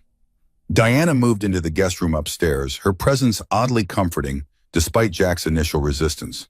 She was competent with Emma, former military training translating smoothly to infant care. Both required attention to detail, ability to function on minimal sleep, and staying calm under pressure. Eleanor Pritchard from the church arrived each morning at 9 with casseroles and patience, teaching Jack the small rituals of baby care that Amy had introduced, but he hadn't absorbed. How to recognize different types of cries, how to properly support Emma during tummy time, how to baby-proof a house that had accumulated 65 years of dangerous objects. Other women came in shifts, creating a rotation of care that meant Emma was never alone and Jack was never overwhelmed. Tom stopped by on the second day with news about the FBI raids. Rivera's team had arrested Victor Volkov at his home in Billings, along with 17 members of his organization across 3 states. Evidence from Sarah's thumb drive had led to bank account seizures totaling $40 million and the rescue of 12 women currently being held in various locations. It was a clean operation, the kind that made headlines and justified budget allocations and reminded people that federal law enforcement occasionally did exactly what it was supposed to do. Volkov lawyered up immediately, refused to talk, refused to cooperate, sat in his cell with the calm certainty of a man who believed money and connections would eventually secure his release. But Sarah's evidence was airtight. Banking records matched to penny, shipping manifests corroborated by customs logs, communication intercepts verified through metadata. The case was strong enough that even expensive lawyers couldn't find meaningful gaps. "He'll die in prison," Tom said. "Multiple life sentences, no possibility of parole. Justice for Sarah." Jack wanted to feel satisfaction, but mostly felt empty. Volkov in prison didn't bring Sarah back, didn't give him the years he'd lost to stubborn silence, didn't cure the cancer eating his lungs. It was better than Volkov walking free, certainly better than Emma growing up with that threat hanging over her. But it wasn't healing, it wasn't redemption, it was just the bare minimum of accountability. On the fourth day, Jack's body began its steeper decline. The pain that had been manageable with over-the-counter medication suddenly required prescription opioids that left him foggy and disconnected. Dr. Morrison made a house call and delivered the news Jack had been expecting. The cancer was accelerating faster than any model predicted, likely stress-induced, definitely terminal. Weeks now instead of months. Maybe a month if Jack was very lucky, and luck was generous. "You need hospice care. We can set up a hospital bed, pain management protocols, end-of-life planning." The clinical language made dying sound like a project with deliverables and timelines. Jack supposed it was, in a way, the ultimate deadline that no amount of planning could extend. "Fine, whatever you need to do. But I'm staying conscious as long as possible. Emma needs someone who recognizes her, not a drug shell." Morrison's expression said this was negotiable, but he didn't push. He prescribed lower doses of stronger medications, a balancing act between pain management and cognitive function that would become harder to maintain as the cancer progressed. Jack took the pills and felt the pain recede to manageable levels, felt his thoughts clear enough to focus on immediate tasks. Emma was sitting up now with support, had discovered that banging objects together made noise, was starting to show personality beyond basic needs. She smiled when Jack entered rooms, recognized his voice, reached for him with a trust that terrified him. He was going to die and abandon her just like everyone else in her short life had died or disappeared. The thought kept him awake despite the medications, staring at the ceiling and calculating how many days he had left to make sure Emma's future was secure. Diana found him in the nursery at 3 a.m. on the 5th day, sitting in the rocking chair with Emma asleep on his chest. She didn't say anything, just brought him tea and sat in the doorway keeping quiet company. After 20 minutes, she spoke. "I had a son, Jackson. Lost him to leukemia when he was 8. Jack looked over. Diana was staring at Emma with an expression he recognized, the look of someone remembering a child who wasn't coming back. "I was Army medic, served 2 tours in Iraq, saved dozens of lives, maybe hundreds, but couldn't save my own kid. Couldn't save the one life that mattered most. I'm sorry. After he died, I tried to die too. Pills, alcohol, planning ways to make it look like an accident. Cole found me in a parking lot about to swallow a bottle of Oxy. He sat with me for 3 hours. Didn't say much, just sat. Then he drove me to the clubhouse, put me in a spare room, stayed up all night making sure I didn't try again." Jack had seen that kind of grief. Spouses who lost their will to continue after partners died. Parents who couldn't survive their children. 40 years of law enforcement had taught him that some losses were simply too large to absorb. Next morning, he offered me a patch. Said anyone who survived the worst thing was strong enough to be useful. Said Iron Oath needed that strength. "And you said yes." I said yes. "Been riding 9 years. They're my family now." Cole saved my life, so when he needed help protecting his daughter, I showed up. That's what family does. Jack understood. Not the motorcycle club specifically, but the principle underneath. Loyalty born from shared trauma, family chosen rather than assigned, showing up because someone once showed up for you. Emma stirred against his chest, and Diana stood. "Let me take her. You need sleep." Jack wanted to argue, but his body was done pretending it had reserves left. He handed Emma over and watched Diana settle her back into the crib with practiced ease, then stumbled to his bedroom and collapsed. Sleep took him immediately, dragging him down into dreams where cancer didn't exist, and daughters didn't die, and grandfathers had time. The attack came on the sixth day, late afternoon when the light was starting to fade and Jack was feeding Emma in the kitchen while Diana checked camera feeds upstairs. The motion sensors went off first, silent alerts to phones and tablets that Jack had learned to monitor obsessively. 3 vehicles approaching from the access road that ran behind his property, coming fast enough to kick up dust visible on the cameras. Diana was downstairs in seconds, phone in hand. "We've got company." 3 SUVs, blacked out windows. Could be nothing. Could be Volkov's people. "I thought FBI arrested everyone. Everyone they knew about. Volkov's operation was bigger than 17 arrests." Diana called Cole, her voice clipped and professional. "Need backup at Sullivan's. Multiple vehicles inbound, unknown hostiles." ETA? Jack heard Cole's response through the phone. 10 minutes. Stall them. 10 minutes was a long time when people with guns wanted in your house. Jack handed Emma to Diana. "Take her upstairs. Bathroom away from windows. Don't come out until it's clear." "What are you going to do?" "What I've done for 40 years. Jack's service weapon was still in the safe, but he had other options. The shotgun Nancy had insisted they keep after a string of rural burglaries 20 years ago, loaded with buckshot and kept in the hall closet where she could reach it if someone broke in while Jack was at work. He'd argued they didn't need it, argued that crime rates didn't justify paranoia. Nancy had bought it anyway, taken shooting lessons at the range, practiced until she could hit center mass at 20 feet. Jack had never told her how much that competence turned him on. The shotgun felt heavier than it should, or maybe Jack was just weaker. Stage 4 cancer in 65 years made weapon handling harder than muscle memory wanted to admit. He checked the load, 5 shells, and chambered around. The mechanical sound was familiar and comforting. The same rack and click he'd heard thousands of times during training and traffic stops, and the handful of situations that had actually required pointing a weapon at another human. The SUV stopped at the property line, just visible through the front windows. Doors opened and 6 men emerged, all dressed in dark tactical gear that looked military surplus. Professional, organized, not random criminals but soldiers following orders. Jack's cop brain cataloged details automatically.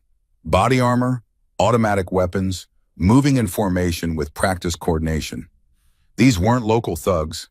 These were Volkov's cleanup crew, sent to recover evidence and eliminate witnesses before FBI could build complete cases. One man approached the porch while the others fanned out, covering angles. Jack met him at the door with the shotgun visible but pointed at the ground. The man stopped 3 feet away, close enough that Jack could see his face clearly. Slavic features, cold eyes, a scar running through his left eyebrow. Combat veteran, Jack guessed. Someone who'd seen violence and decided to make it a profession. The man spoke with a thick accent. "Mr. Sullivan, we need to talk about property that doesn't belong to you. Talk from there. You're not coming in my house. This doesn't have to be difficult. Give us the baby. Tell us where is evidence. We leave.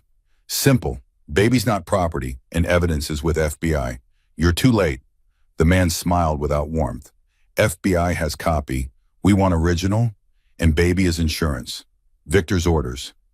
Victor's in federal custody facing life sentences. His orders don't mean much anymore. Victor has long arms, longer than FBI believes. "Now, baby, or we take her." Jack raised the shotgun to low ready, finger on the trigger guard but not committed yet. "You're welcome to try, but I was sheriff here for 35 years. This is my property. Montana has good stand-your-ground laws. I can shoot anyone who threatens my family on my land, and it's legally justified. You are dying man with 1 gun. We are 6 men with automatic weapons. Mathematics is simple." The man had a point. Jack was outnumbered, outgunned, and operating a body that was failing in real time. But he'd spent 40 years learning that fights weren't won by whoever had the most firepower. They were won by whoever was willing to go furthest. And Jack had 3 months to live. These men had careers and futures and reasons to survive. That gave him an edge they didn't expect. "Tell you what," Jack said conversationally. First man through my door, I'm putting buckshot through his chest. Second man probably gets me, but that first man dies screaming. You want to volunteer? The man's expression shifted slightly, calculating odds and assessing commitment. Jack held his gaze, letting him see the truth. Jack Sullivan had nothing left to lose and everything to protect. The worst they could do was kill him, which cancer was doing anyway. The worst he could do was take several of them with him, which he would do without hesitation. Before the standoff could resolve, motorcycle engines roared up the driveway. Iron Oath arriving, 12 bikes carrying riders in leather and denim. Cole dismounted first, flanked by members carrying weapons that made Jack's shotgun look like a toy. The tactical balance had just shifted dramatically. Cole walked up to stand beside Jack, voice calm but carrying the threat underneath. You boys lost? This is private property. The Slavic man reassessed the situation, outnumbered now instead of holding advantage. His hand moved toward a radio on his belt. Cole's hand moved faster toward the pistol under his jacket.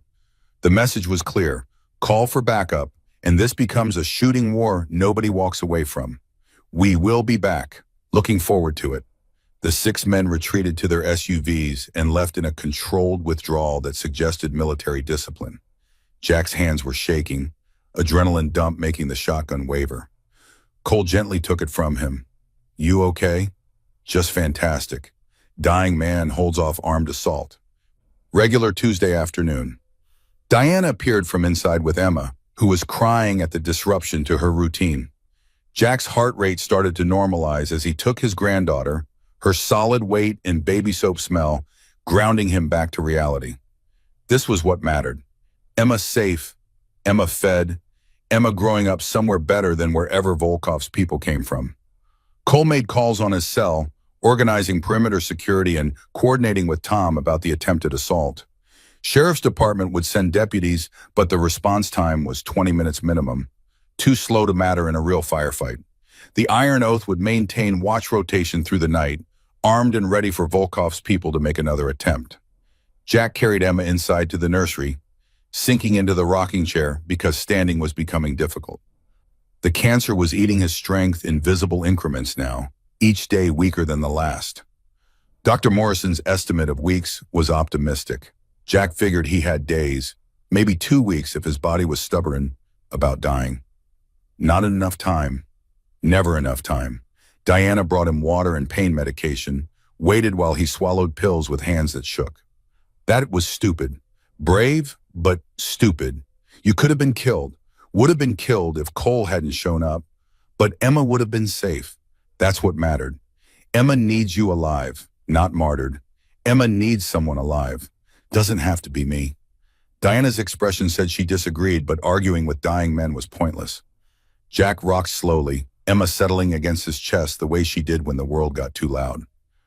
6 months old and already learning that Grandpa's heartbeat meant safety, that this weathered old man with cancer eating his lungs would stand between her and harm until his body quit completely.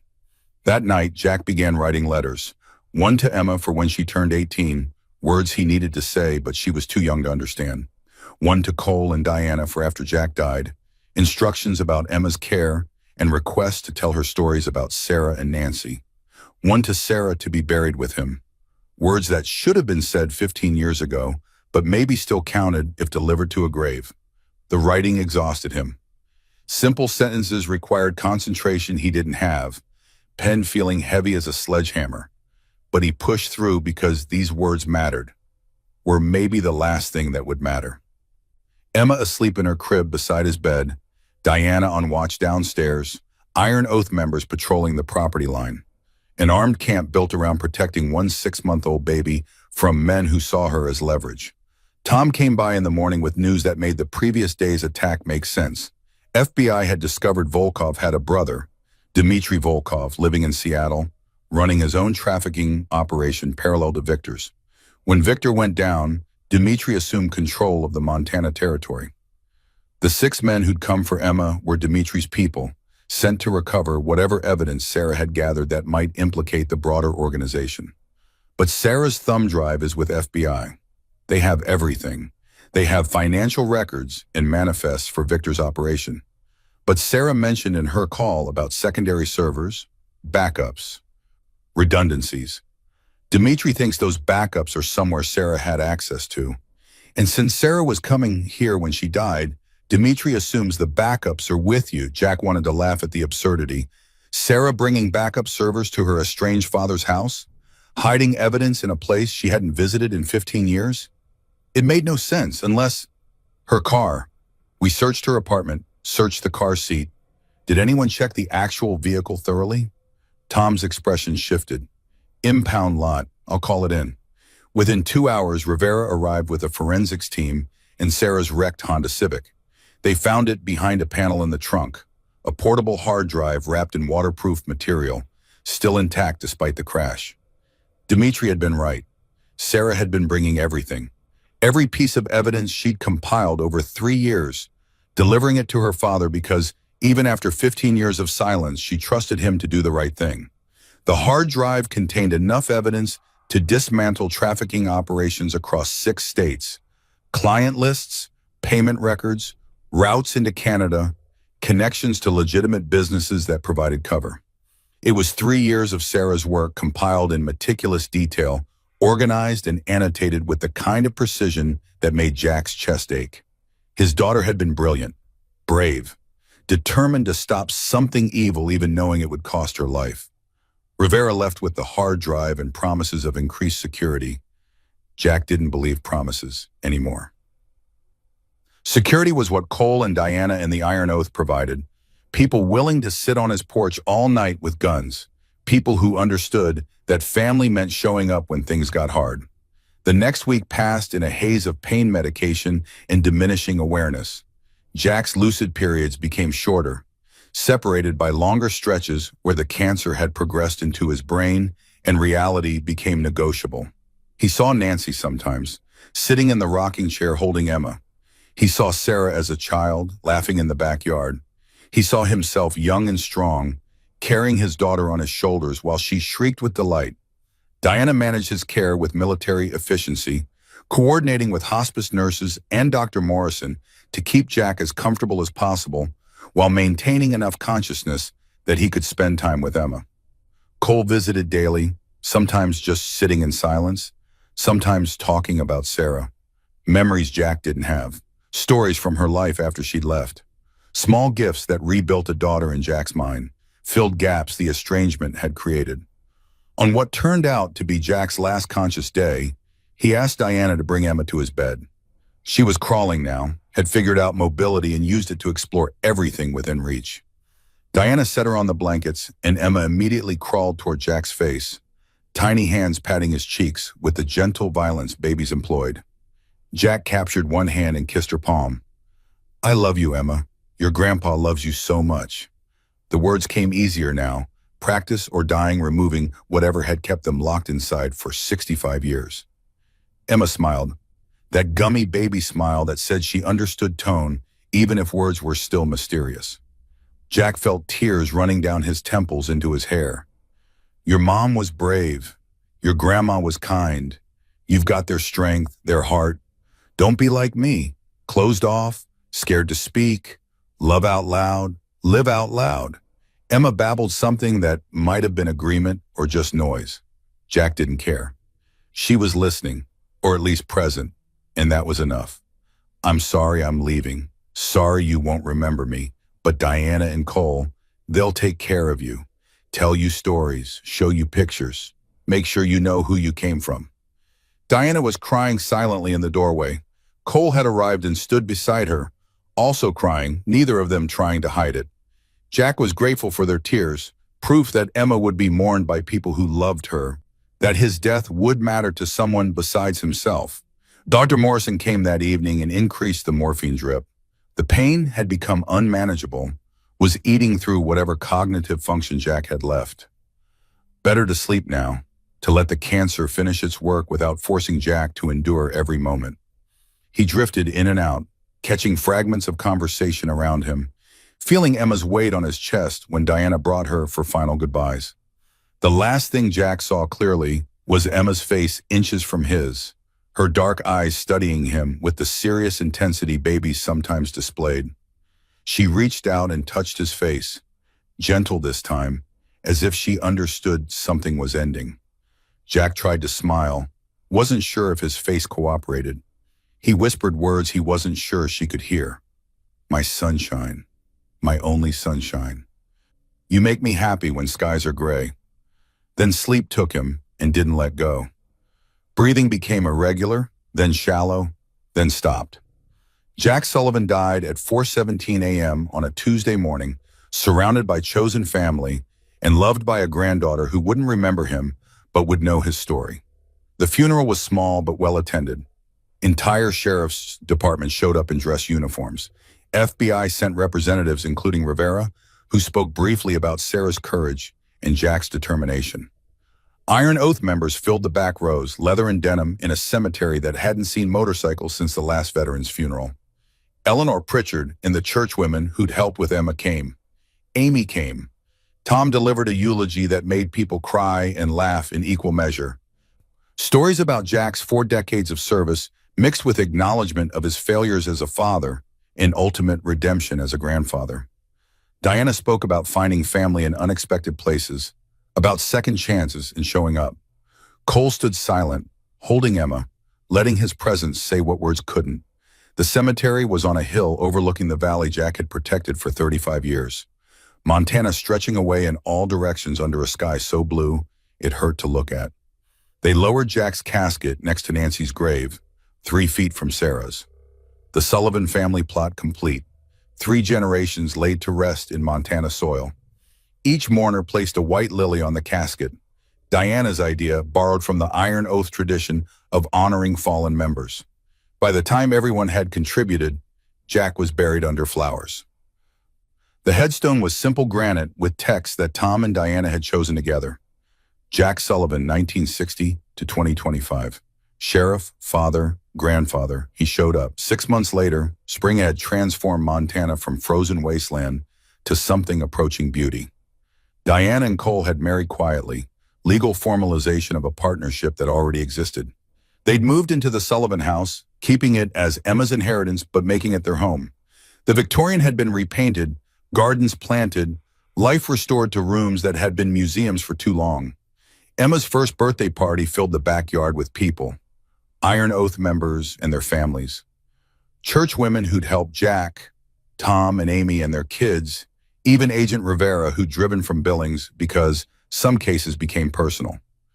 Emma wore a tiny dress and destroyed a cake shaped like a motorcycle, smashing frosting into her face while adults laughed and took pictures. Diana stood on the porch watching, Cole beside her with his arm around her waist. Tom approached with an envelope. This came from Jack's lawyer. Instructions were to deliver it on Emma's first birthday. Inside was a video thumb drive and a note in Jack's handwriting, shaky from medication but legible. Play for Emma on her first birthday. They gathered in the living room, Diana, Cole, Tom, Emma in Diana's lap, and loaded the video. The screen showed Jack in his hospice bed a week before he died, holding Emma with visible effort.